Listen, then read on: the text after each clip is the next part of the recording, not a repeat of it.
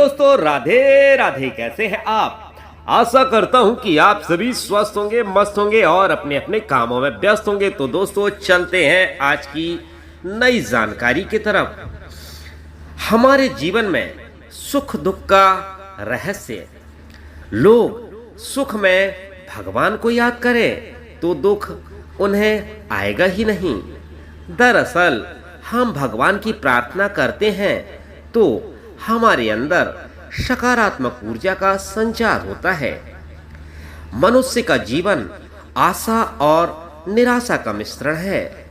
कभी हम यह सोचते हैं कि ऐसा करेंगे तो हमें सफलता मिल सकती है, लेकिन दूसरे ही पल हमें अपनी ही सफलता संदिग्ध लगने लगती है और फिर हम किंतु परंतु के चक्कर में पड़ जाते हैं। यह हम पर निर्भर है कि हम किस दृष्टिकोण को अपनाते हैं।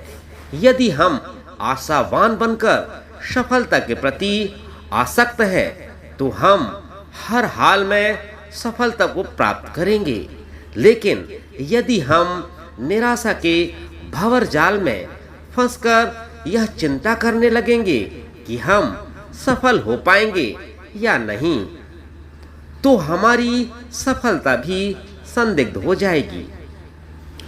हमारी हार और जीत को हमारा मन और मस्तिष्क ही तय करता है।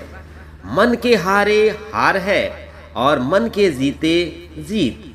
कभी कभी जरूर ऐसा होता है कि हम पूरी उम्मीद और निष्ठा के साथ अपने लक्ष्य को प्राप्त करने के लिए कठोर परिश्रम करते हैं, लेकिन इसके बावजूद यह लक्ष्य को प्राप्त नहीं कर पाते। ऐसी स्थिति में भी हमें आशा का साथ नहीं छोड़ना चाहिए। इस स्थिति में हमें यह मानना चाहिए कि यह आवश्यक नहीं कि हर लड़ाई जीती ही जाए, बल्कि आवश्यक यह है कि हर हार से कुछ सीखा जाए। जब आप अपनी पिछली गलतियों से सबक सीखते हैं तो आप स्वतः ही अपने लक्ष्य को अपने करीब पाते हैं। हमारे जीवन में बारी बारी से सुख दुख दोनों आते रहते हैं, लेकिन दोनों ही परिस्थितियों में हमें सहज बने रहना चाहिए। जीवन जीने की कला यही है। जब हमारे जीवन में सुख आए तो हमें जी भर के हंस लेना चाहिए, और जब दुख आए तो उन्हें हंसी में उड़ा देना चाहिए। समय चाहे सुख वाला हो या दुख वाला, दोनों ही बीत जाते हैं। हमें सुख में अपना संयम और दुख में अपना धैर्य नहीं खोना चाहिए। जिस तरह हर रात की सुबह होती है और हर सुबह रात में परिवर्तित हो जाती है, सुख दुख के साथ भी ठीक ऐसा ही होता है। जब लोग दुख में होते हैं तो भगवान को याद करते हैं, लेकिन सुख आने पर वे भगवान को भूल जाते हैं। दुख में भगवान को सभी याद करते हैं, लेकिन सुख में कम लोग ही याद करते हैं। अगर लोग सुख में भी भगवान को याद करें तो उन्हें दुख आएगा ही नहीं। दरअसल भगवान को याद करते हुए जब हम उसकी प्रार्थना करते हैं तो हमारे अंदर सकारात्मक ऊर्जा का संचार होता है। प्रार्थना से हमें बल, विश्वास, प्रेरणा, आशा और सही मार्गदर्शन मिलता है। सुख और दुख दो भिन्न एहसास नहीं है। एक ही वस्तु, विचार या व्यक्ति कभी सुख तो कभी दुख का कारण हो सकता है। जब कोई व्यक्ति, विचार, वस्तु, व्यवहार हमें अनुकूल लगता है तो हमें लगता है कि हमें सुख हो रहा है। ठीक इसके विपरीत लगता है तो हमें लगता है कि हम दुखी हुए हैं। सुख या दुख कभी लंबे समय तक नहीं टिकता। यही इसका महत्व है। जैसे खाने में केवल मीठा या केवल तीखा हो तो हम भोजन का आनंद नहीं ले पाएंगे, वैसे ही केवल सुख या केवल दुख होने पर हम जीवन का आनंद नहीं ले पाएंगे। जैसे दिन के बाद रात आती है तभी दिन का महत्व है, वैसे ही दुख और सुख का महत्व है। वास्तव में सुख और दुख संसार में दिखाई देने वाली विभिन्न विचित्रताएं भी हमारे विचारों का प्रतिबिंब है। संसार मनुष्य के विचारों की ही छाया है। किसी के लिए संसार स्वर्ग है तो किसी के लिए नरक है। किसी के लिए संसार अशांति, क्लेश, पीड़ा आदि का आगार है तो किसी के लिए सुख सुविधा, संपन्न उपवन। एक सी परिस्थितियों में एक सी सुख सुविधा, समृद्धि से युक्त दो व्यक्तियों में भी अपने विचारों की भिन्नता के कारण असाधारण अंतर। एक अपने जीवन में प्रतिक्षण सुख सुविधा, प्रसन्नता, खुशी, शांति, संतोष का अनुभव करता है। पीड़ा, क्रोध, क्लेशमय जीवन बिताता है। इतना ही नहीं,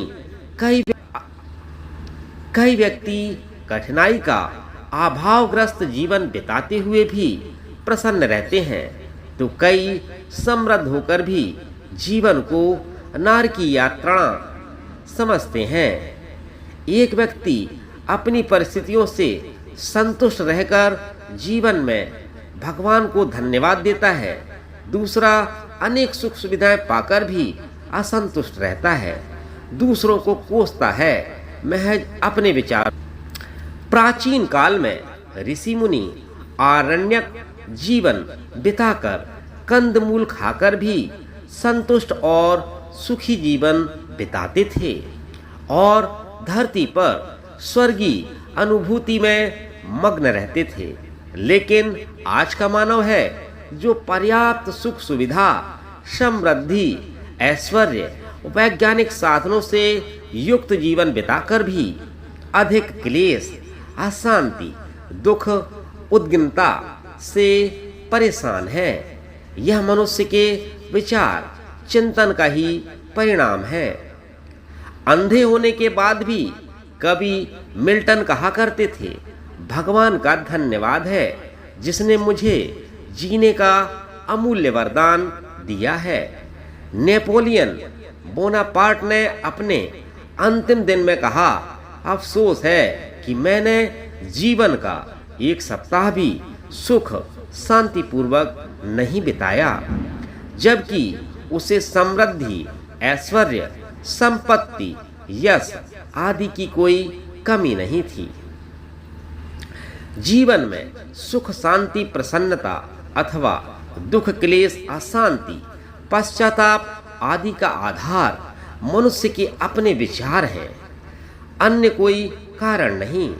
समृद्ध, ऐश्वर्य संपन्न जीवन में भी व्यक्ति गलत विचारों के कारण दुखी रहता है और उत्कृष्ट विचार वाले, किसी का किंचित मात्र भी नुकसान न करने वाले और परोपकारी व्यक्ति अपने अभावग्रस्त जीवन में भी सुख, शांति, प्रसन्नता का अनुभव करता है। यह एक सुनिश्चित तथ्य है। मनुष्य के जीवन में दुख क्यों आते हैं और वह दुखी क्यों होता है? मनुष्य के जीवन में सुख और दुख जैसी चीजें कभी भी नहीं आती हैं। सुख और दुख का अनुभव करना सिर्फ उसकी अज्ञानता है। किसी परिस्थिति में मनुष्य को सुख का अनुभव होता है और किसी परिस्थिति में दुख का, लेकिन यह नासमझी है। कुछ भी स्थायी नहीं है। यदि आज सुख है तो यह सुख कल चला जाएगा, यदि आज दुख है तो यह दुख कल चला जाएगा। तो ऐसे सुख में क्या सुखी होना और ऐसे दुख में क्या दुखी होना जो कल रहेगा ही नहीं। इसलिए कहा गया है कि जो मनुष्य सुख में बहुत खुश नहीं होता और दुख में उदास नहीं होता, वही देवताओं को प्रिय होता है और बस वही जीवन का रहस्य। तो दोस्तों, कैसी लगी जानकारी? यदि जानकारी आपको थोड़ी भी पसंद आई हो तो कमेंट सेक्शन पर कमेंट करके ज़रूर बताइएगा। तो दोस्तों, चलता हूँ, मिलता हूँ फिर अगले वीडियो पर। तब तक सभी को राधे राधे, बाय बाय दोस्तों, मिलता हूँ अगले वीडियो पर।